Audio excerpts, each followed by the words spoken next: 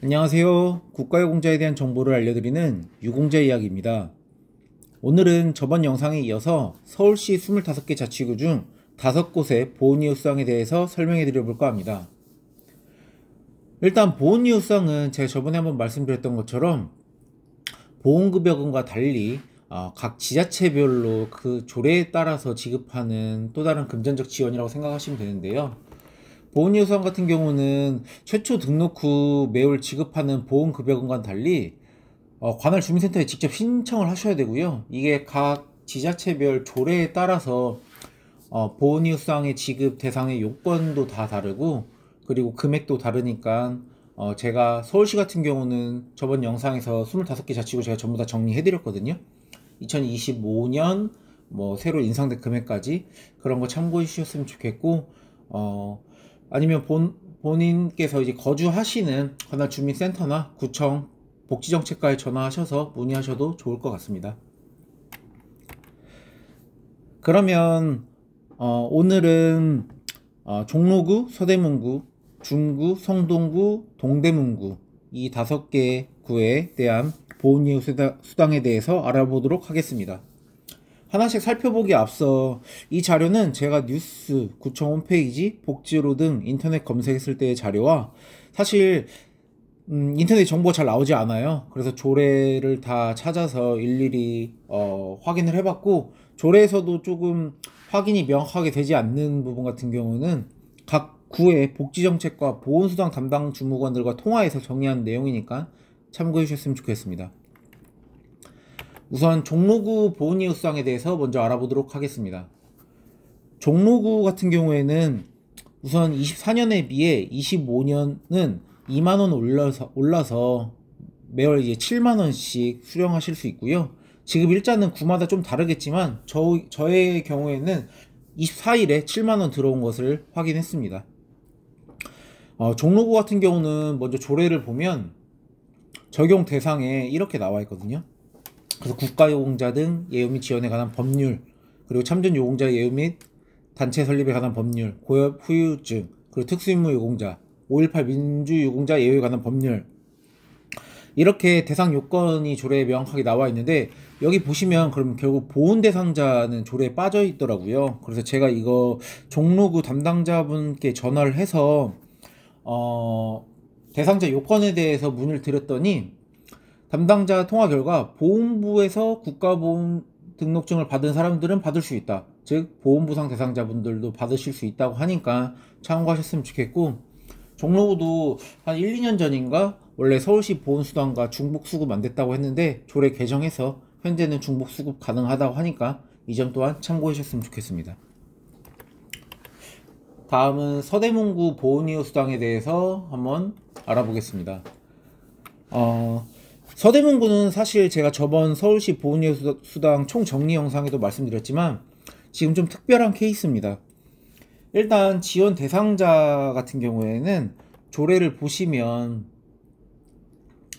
국가보훈 대상자로 한다라고 나와 있어서 사실 이 대상자 요건이 어디까지인지 좀 애매한 부분은 있긴 하지만 제가 담당자분과 통화했을 때 보훈보상 대상자까지 다 포함이라고 답변을 들었습니다. 하지만 제가 여기 정리해드렸던 것처럼 지금 서대문구는 25년에 보훈이웃 수당 지급에 대한 게 정해진 게 없다고 하더라고요.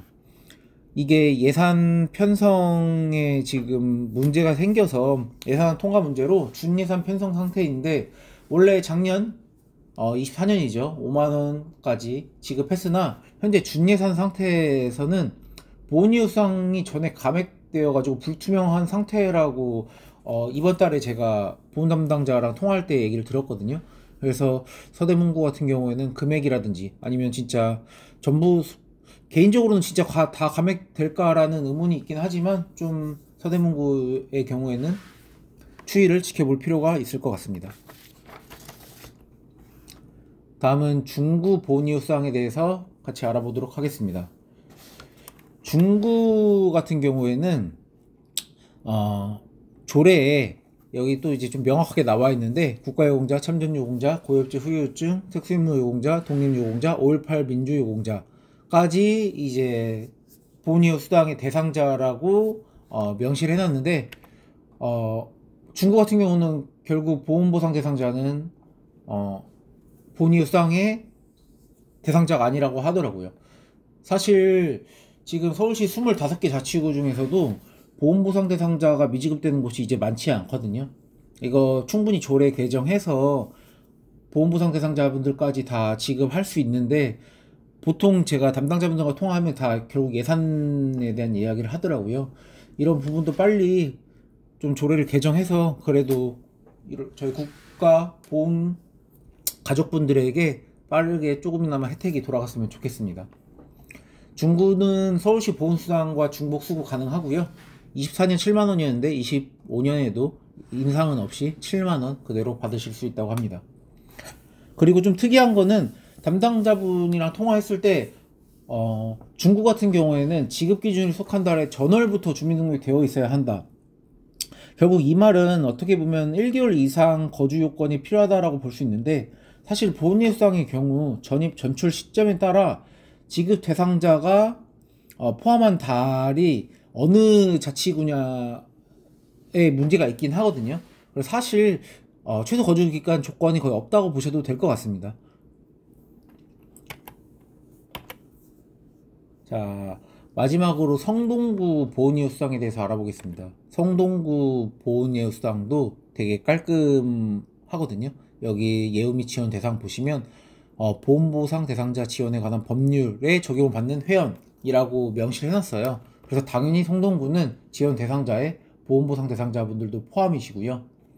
성동구 24년에 5만원 지급하였는데 지금 올해부터 2만원 인상해서 7만원. 제가 저번에 영상에서 말씀드렸던 것처럼 저는 서울시 25개 자치구는 보훈이유 수당의 금액을 어느 정도 형평성을 맞추기 위해 거의 7만원 정도로 맞춘 그런 느낌이 있습니다. 물론 10만원 정도 원래부터 지급하던 곳이 있긴 하지만 전체적으로는 7만원으로 다 인상했으니, 혹시 다른 구에 대한 서울시 자치구의 다른 구 보훈이유 수당이 궁금하시면 제가 전에 올렸던 영상 참고하셨으면 좋겠습니다. 서울시 보훈 수당과 중복 수급 가능하고요.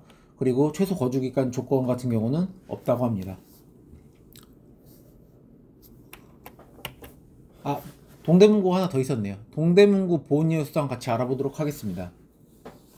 동대문구는 조례에 국가보훈 대상자라고만 나와 있어서 제가 전화를 해보니까 국가보훈 지원 대상자의 범위가 보훈부에서 국가보훈 등록증을 받은 사람들이라고 하더라고요. 결국 그 뜻은 여기 제가 정리해드린 것처럼 보훈보상 대상자를 포함한 분들이 다 포함이시고, 동대문구 24년에 6만원이었는데 만원 인상해서 올해는 7만원씩 매달 수령하실 수 있게 되었습니다.